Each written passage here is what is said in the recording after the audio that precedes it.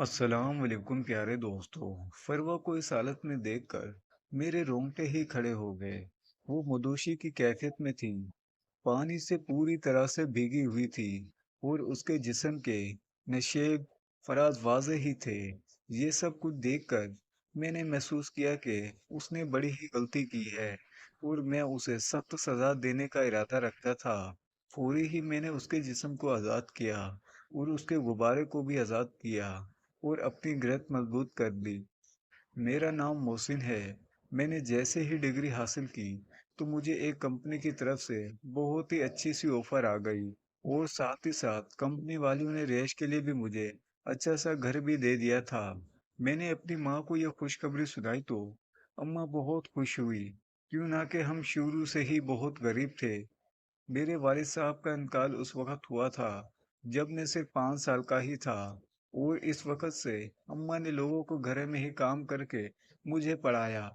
آج میں اس قابل بن چکا تھا کہ مجھے ایک اچھی سی جگہ سے نوکری مل گئی۔ آج میں نے اپنی والدہ کے چہرے پر خوشی کے آنسو دیکھ رہا تھا۔ میں نے اماں کے چہرے پر ہاتھ رکھا اور آنسو صاف کرتے ہوئے بولا کہ اماں اب رونے کے دن ختم ہو گئے ہیں۔ آج کے بعد ہم بھی اچھا کھائیں گے اور اچھا پہنیں گے، کیوں نہ کہ میری 2 لاکھ سے اوپر کی تنخواہ لگ چکی ہے۔ انہوں نے مجھے سینے سے لگایا اور کہا کہ بیٹا، میں نے اپنی ساری جوانی تم پر ہی خرچ کی ہے تاکہ تم اچھا پڑھ لکھ کر معاشرے کے ایک اچھے افراد بن سکو، اور آج تم واقعی ایک اچھے ہی انسان بن چکے ہو۔ اس کے بعد اماں نے مجھے بہت ساری نصیحت کی، کیوں نہ کہ میری نوکری شہر سے ہی باہر لگی ہوئی تھی، اور جس کمپنی میں مجھے نوکری لگی تھی اس کمپنی کا یہ اصول تھا، سال میں 1 مہینے کی چھٹیاں ہوتی تھی۔ میں نے اماں اور اپنی دونوں چھوٹی بہنوں کو گلے لگا کر الوداع کیا اور گھر سے روانہ ہو گیا۔ چند گھنٹے کے سفر کے بعد میں اپنی کمپنی میں ہی پہنچ گیا۔ کمپنی میں پہنچتے ہی کمپنی کے مینیجر نے میرا استقبال کیا اور کہا کہ آج آپ آرام فرمائیں، کل سے کام شروع کریں گے۔ مجھے کمپنی کی طرف سے رہائش کے لیے بھی ایک مکان دیا گیا تھا۔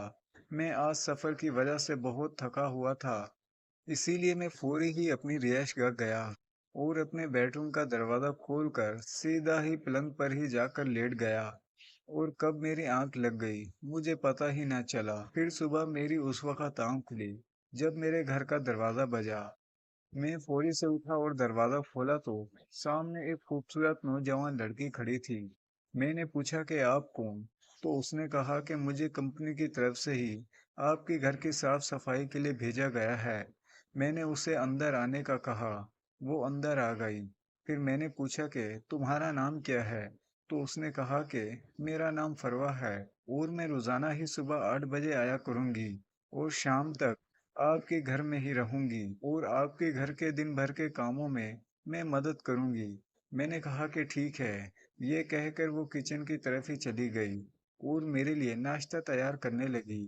میں بھی واش روم کی طرف چلا گیا اور نہا کر کپڑے چینج کر کے ناشتہ کرنے کے بعد آفس چلا گیا، اور وہ گھر کے کام کاج میں ہی مصروف ہو گئی۔ شام کو 7 بجے جب میں گھر واپسی آیا تو وہ گھر کے کام کاجوں سے فارغ ہو چکی تھی۔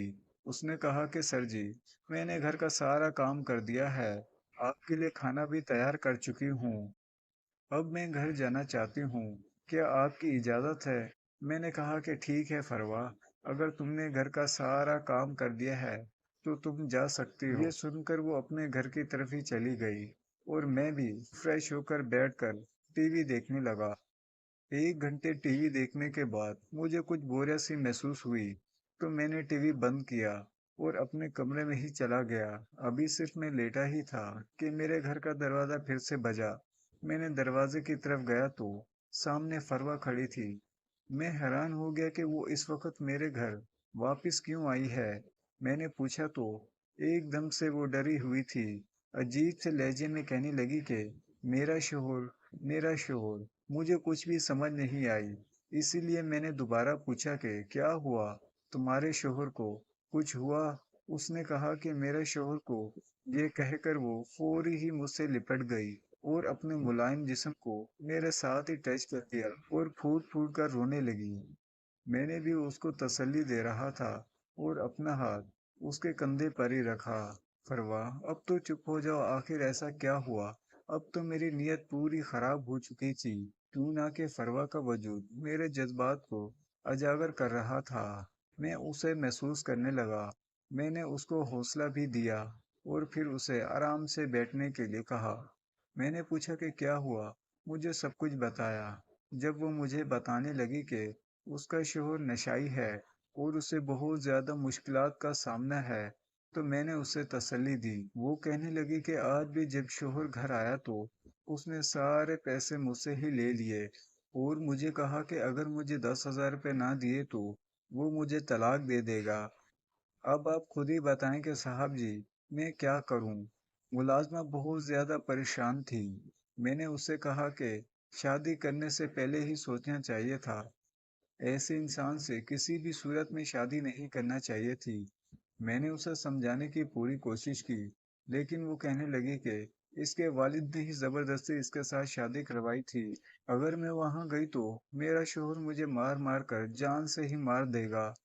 اس کی یہ بات سن کر میں بھی گہری سوچ میں ہی پڑ گیا۔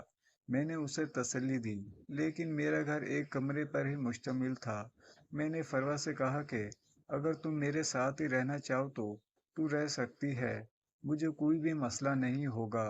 لیکن فروا کہنے لگی کہ نہیں صاحب جی، یہ کیسی بات کر رہے ہیں، مجھے آپ کے ساتھ نہیں رہ سکتی۔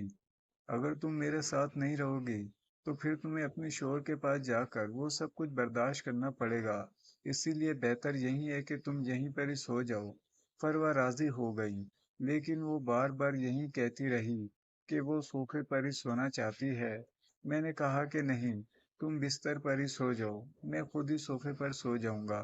یوں ہی میں صوفے پر ہی سو گیا، لیکن آدھی رات کو میری آنکھ کھلی اور میں نے فروا کو سوتے ہوئے دیکھا، تو میں نے اسے غور سے ہی دیکھنا شروع کر دیا۔ فروا اس وقت دوپٹے سے نیاز تھی اور اس کی پتلی ناک میری جانب تھی۔ اگر میں اپنی بات کروں تو میں نے آج تک کسی بھی لڑکی کو اس روپ میں بالکل بھی